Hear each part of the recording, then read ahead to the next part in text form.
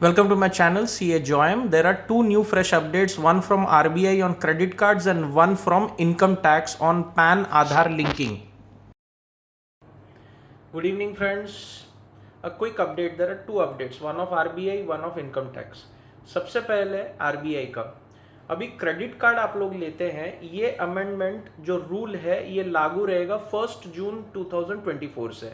This is applicable to all credit card issuing banks from 1 June 2024 and also for the recipients of credit card users.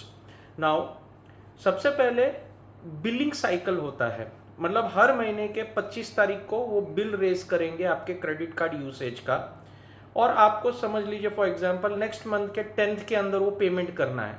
अगर आप नहीं कर सकते हैं तो आप 5% डिपॉजिट कर सकते हैं as minimum payment and then roll over the balance, पर उस पर इंटरेस्ट चार्जेस वगैरह सब लगता है.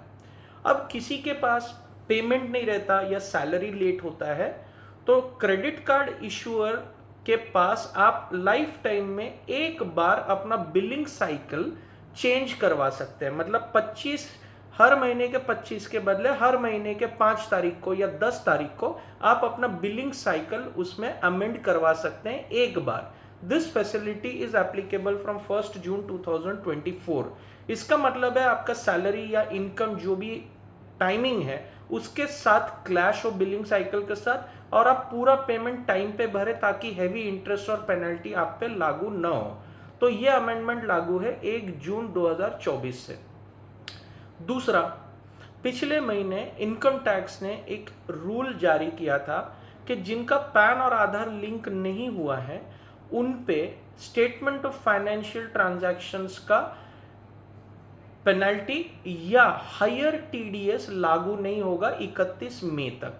अब इनकम टैक्स डिपार्टमेंट ने एक सर्कुलर जारी किया है कि अगर IT and PAN is not linked by 31st May 2024, then TDS will be deducted at double the normal rate. So link your PAN and Aadhaar by 31st May by paying that 1000 rupees penalty. Otherwise आपको मिलने वाले income पे जो TDS है ना वो दुगना हो जाएगा.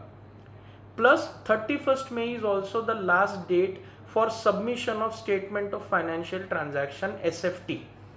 मतलब जो म्यूचुअल फंड ऑर्गेनाइजेशन है, स्टॉक ब्रोकर्स है, शेयर मार्केट है, बैंक है, पोस्ट ऑफिस है, जो आपके